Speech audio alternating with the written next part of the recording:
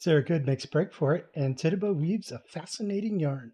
Welcome to the Salem Witch Hunt Daily Report for March 2nd, 2024. I'm Josh Hutchinson. On Tuesday, March 2nd, 1692, Sarah Good escaped 3 times on the way to jail in Ipswich. The guard escorting her, Samuel Braybrook, claimed Sarah Good tried to take her own life, but he offered no details in his return. The same day, Elizabeth Hubbard and Ann Putnam Jr. were deposed against Sarah Good, Sarah Osborne, and Tituba. Because all of those depositions are basically the same from a form letter, it seems like, with pretty much the exact same wording, I'll just read one of those for you now. The deposition of Elizabeth Hubbard, aged about 17 years, who testifieth and saith that on the 28th February 1691-92 I saw the apparition of Sarah Good, who did most grievously afflict me by pinching and pricking me, and so she continued hurting of me till the first day of March, being the day of her examination, and then she did also most grievously afflict and torture me also during that time of her examination, and also several times since she hath afflicted me, and urged me to write in her book. Also on the day of her examination, I saw the apparition of Sarah Good go and hurt and afflict the bodies of Elizabeth Parris, Abigail Williams, and Ann Putnam Jr. And also I have seen the apparition of Sarah Good afflicting the body of Sarah Bibber. The mark of Elizabeth S. Hubbard. Reverse.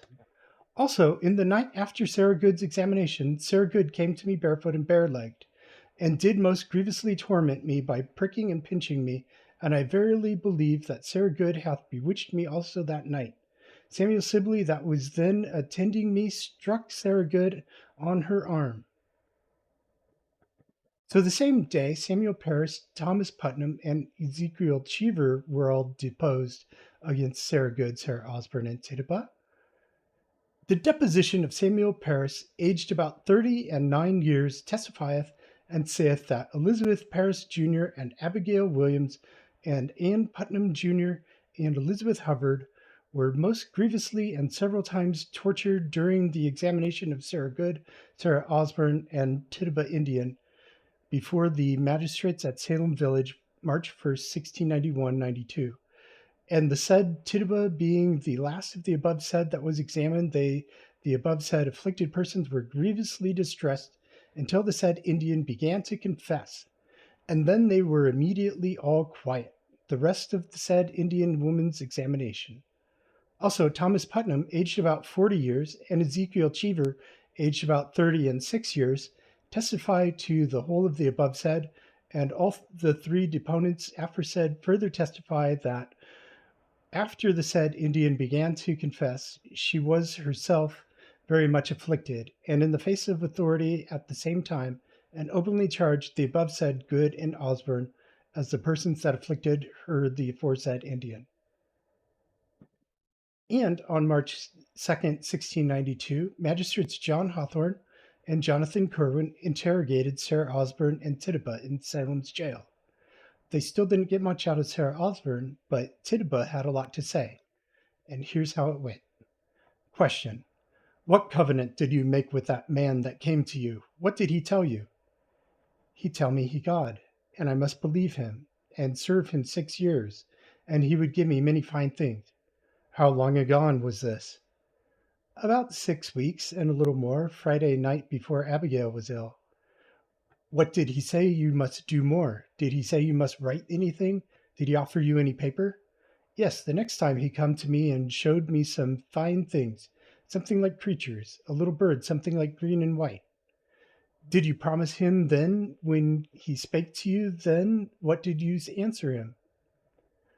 I then said, this I told him I could not believe him God. I told him I asked my master and would have gone up, but he stopped me and would not let me. What did you promise him? The first time I believed him God, and then he was glad. What did he say to you then? What did he say you must do? This he tell me they must meet together. When did he say you may meet together? He tell me Wednesday next at my master's house, and then they all meet together, and that night I saw them all stand in the corner, all 4 of them, and the man stand behind me and take hold of me to make me stand still in the hall. Where was your master then? In the other room. Time of night? A little before prayer time. What did this man say to you when he took hold of you? He said, go into the other room and see the children, and do hurt them, and then pinch them. And then I went in, and would not hurt them a good while. I would not hurt Betty. I loved Betty. But they haul me and make me pinch Betty and the next Abigail, and then quickly went away altogether, and I pinched them. Did they pinch? No, but they all looked on and see me pinch them. Did you go into that room in your own person and all the rest? Yes, and my master did not see us, for they would not let my master see. Did you go with the company? No, I stayed, and the man stayed with me. What did he then to you? He tell me my master go to prayer, and he read in book, and he asked me what I remember, but don't you remember anything? Did he ask you no more but the first time to serve him, or the second time? Yes, he asked me again, and that I serve him 6 years, and he come the next time and show me a book. And when would he come then? The next Friday, and show me a book in the daytime, betimes in the morning. And what book did he bring, a great book or a little book? He did not show it to me, nor would not, but had it in his pocket. Did not he make you write your name? No, not yet, for my mistress called me into the other room. What did he say you must do in that book? He said, write, and set my name to it. Did you write? Yes. Once I made a mark in the book, and made it with red like blood.